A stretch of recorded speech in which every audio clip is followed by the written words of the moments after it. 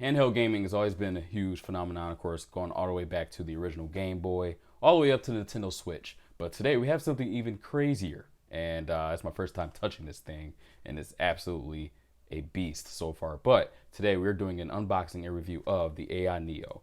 Alrighty, sorry for the weird angles. Don't got a lot of good angulature going on here in my basement right now. But again, this is the box, and we pretty much are going to be checking out the outer box. So in the front, of course, we have the symbol. I think I'm holding it the right way. Yep, this is okay. Sorry, this is the right way. We have the AI Neo logo here, and then on the back, it just has some information about the product name, the model, which is the AI Neo. This is the 1.0, by the way, and apparently I was told that this model actually has some issues with the triggers and etc. And they actually sent out replacement ones for people to do whoever got the 1.0s, but I believe there's either a 2.0 or a version after this that has the replaced triggers and stuff like that. So I think that's about it on the box. Again, I have no idea what's in this box other than the AI Neo itself, of course. This is the White Moon version, or the color, I would say. So we are taking the top cover off, and we are greeted with pretty much the information. This is powered by a 6-core AMD Ryzen 5 4500U mobile processor, which is pretty damn good. AMD all the way. We have a 7-inch IPS 215 ppi display, NVMe SSD in here, and 16 gigs of LPDDR4X memory, clocked at 4,267 megahertz. Lord. And this is a 47 watt-hour battery and supports up to 6 hours of gaming, which is pretty darn good. So pretty much, and it has two USB 3.2 ports with support for DP and power delivery, one USB 3.0 port, and I'm pretty sure those two, of course, are USB-Cs, and then headphone jack, as well as Wi-Fi and Bluetooth. All right, so with doing this, we are greeted with the AI Neo itself, and I'm just going to do that. Look at that. That thing is a beauty. Holy moly. Again, it's pretty damn huge.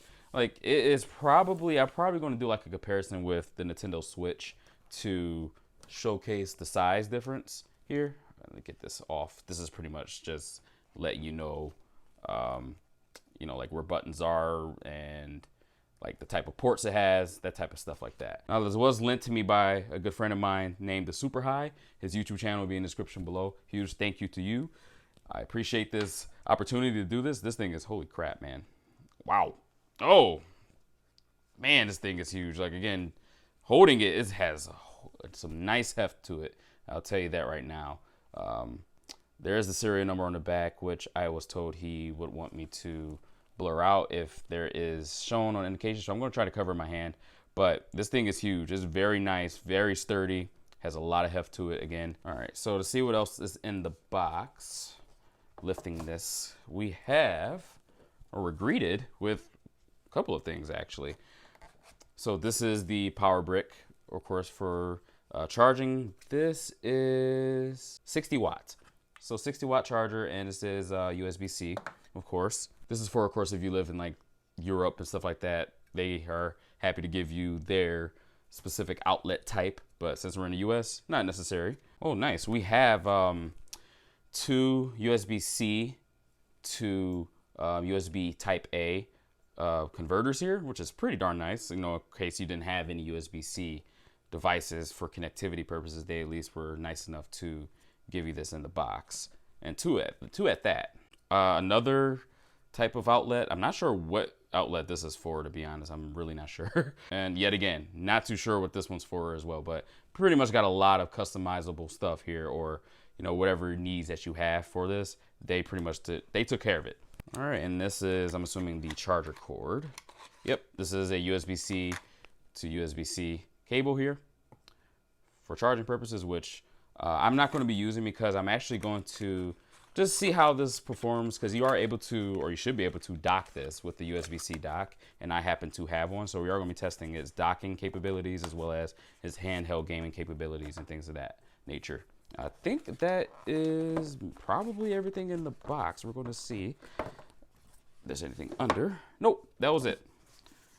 All right, so we're going to move on to pretty much what we're here for, which are the specs and whatnot. All right, before we move on to the actual like seeing how it does in an actual gaming experience, again, from a handheld perspective, as well as a docked setup, as long as it works.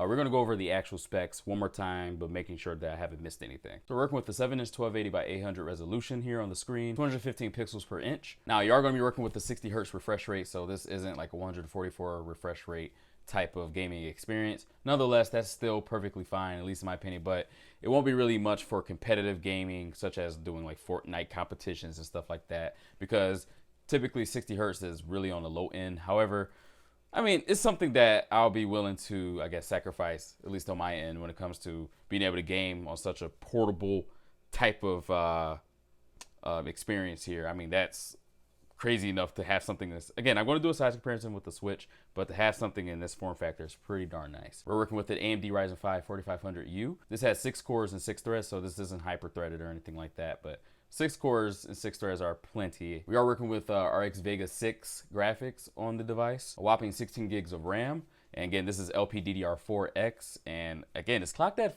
4,266 megahertz, which is pretty crazy. I mean, Ryzen chips do very good on high speed RAM. So you're not going to have any issues at all, I would think. You have 2 storage options here and there, both M.2 NVMe SSDs. You have either 512 gigabytes or 1 terabyte of storage, which very nice for gaming. That's pretty much all you would need. And as mentioned before, you're working with 2 USB-C 3.2 Gen 2 ports with charging support and DP. Again, that shows me in a docking scenario that this should work. A USB-C data only port and a headphone jack. And I did say this has some heft, but apparently it weighs only about 1.5 pounds. Feels heavier than that in my opinion, but hey, maybe I'm just weak. All right, so without further ado, we're going to see how this thing games. I'm going to be testing each game via playing handheld as well as docked, just to see how it does, although it shouldn't really differ, but at least you are able to have both of those gaming experiences.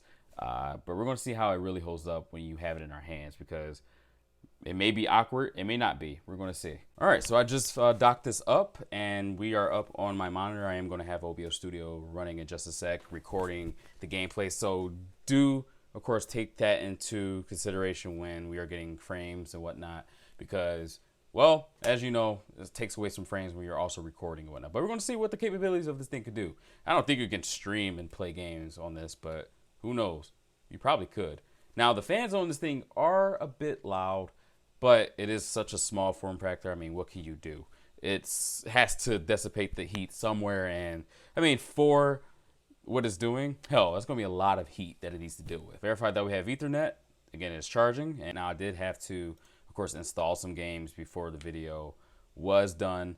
So far, we have Call of Duty Black Ops Cold War, Csgo, and as well as Fortnite. Now, I am downloading Grand Theft Auto 5 as we speak, but yeah, that's 100 and something gigs, so it might just be downloading as we're playing a game. I don't freaking know. We'll see about that. But nonetheless, we're going to be playing, let's do some CSGO first, just to see how things go. Editor Darius here. So, 2 things. One, but I forgot to mention this entirely.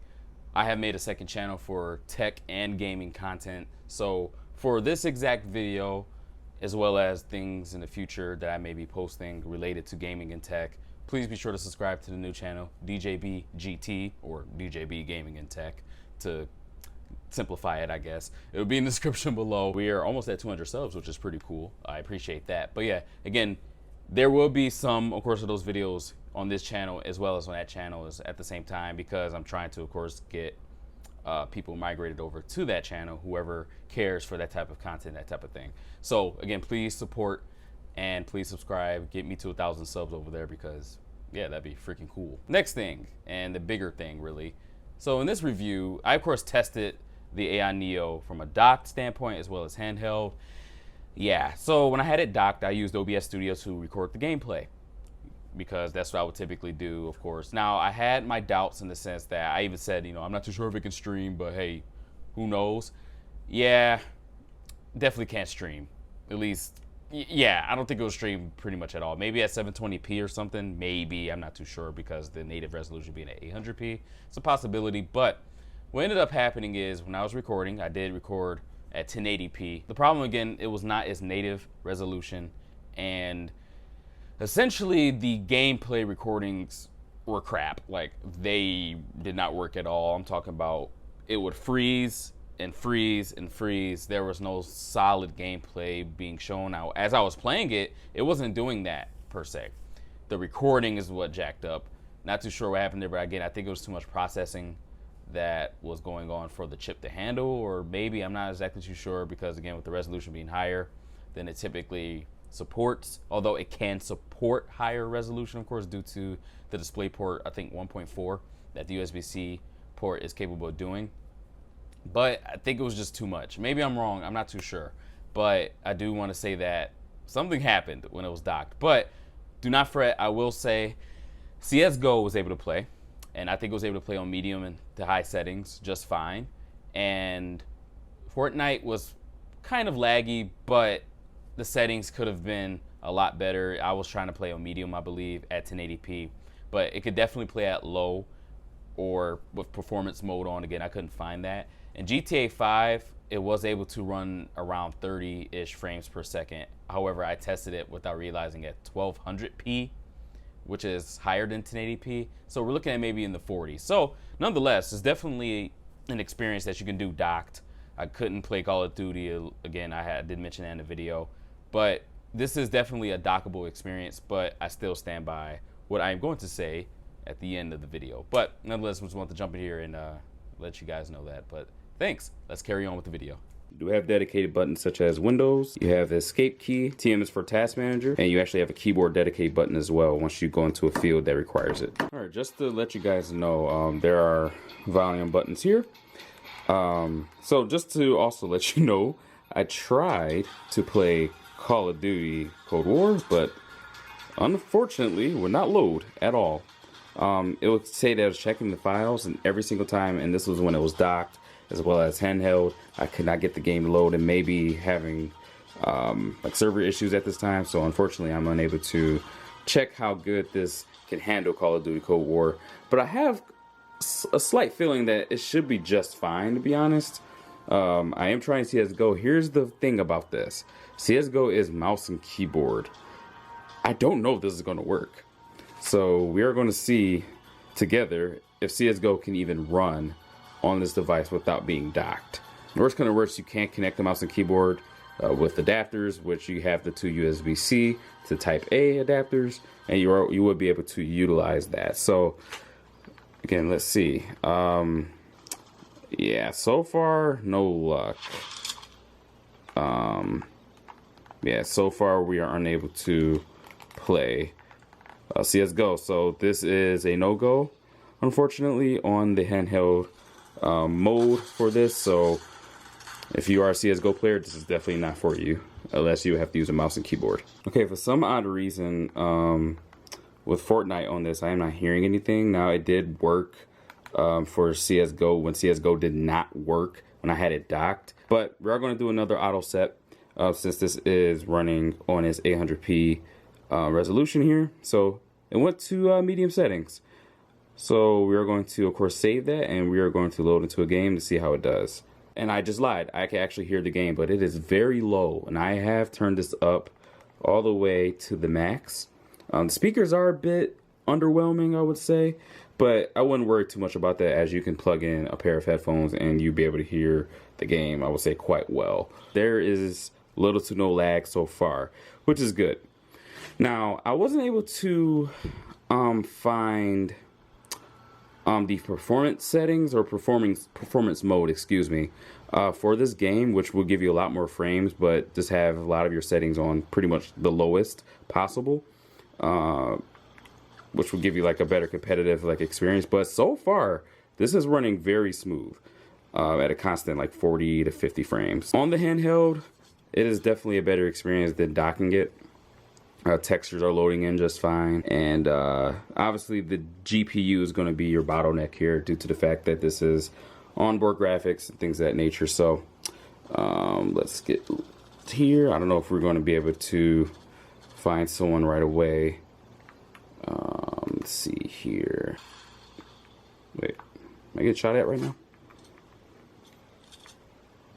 I hear someone. Where are you at? It's a good haptic feedback. Oh, getting shot. See if we can kill him. Come on. All right. And yeah, I figured I would die. Jesus Christ. So things such as Grand Theft Auto 5 so far And Fortnite, again, it was definitely playable. Cold War, you may have to play on low. That is my assumption here, based on how these games are doing. Again, unfortunately, Csgo does not work because you need a mouse and keyboard. It does not work with a controller type of input. So, unless there's a way to around that, I'm not too sure of. Let me know. Again, so we're looking at the 50s in this most demanding area. Actually, again, jumping into the 60s and 70s. So we're actually doing pretty okay still. Wow, even jumping into the 80s. Again, GTA 5 is definitely more than playable on this device. There's a KB button, but which I would assume is for keyboard, but is not working. But you do have these buttons which work, and again, not too sure what these do. That's Xbox Game Bar, and I'm assuming this is maybe for brightness. I'm not too sure, but just to show you the keyboard scenario. Again, you have a pretty nice, decent sized keyboard, but the travel, again, is kind of awkward using your thumbs. It's better to put it on a desk, to be honest, lay it flat, and use your fingers. So my thoughts on the AI Neo, I would say that it's definitely a great thing to have if you are into this type of form factor with portable gaming. But in my honest opinion, I think that for the price tag, which it is at $925 for the 512 gigabyte model, or $1,025 for the 1 terabyte model, I think you're honestly better off getting a gaming laptop. There are actual like better deals that you can find right now for gaming laptops with actual GPUs instead of onboard graphics that it is utilizing with the Vega graphics. And I mean, again, for the experience, definitely comfortable. There are a little bit of quirks and awkwardness when it comes to trying to use the touchpad keyboard to type. It's actually better to put it like on the desk and use your fingers instead of your thumbs. But again, I would say the experience is definitely one that I enjoyed, but I would honestly stick with getting a gaming laptop. That's especially if you're trying to use a dock setup. But this is still a very great thing to have, especially again, if you prefer this type of form factor. It's easy to bring with you. Just throw it in like a carrying case and you can just pull it out. Literally is ready to go. Definitely let me know below what your thoughts are about the AI Neo. Let me know also if you would pick this up or not. Let me know what I could have done better. Again, this is me trying to get into the groove of things with doing tech videos more. So there will be a lot of changes going forward with doing things like this. I know I got some work that I need to do and improve on, but let me know what I can improve on if you will let me know in the comments below. But thank you guys. Hope you enjoyed this. It has been DJB. Peace out.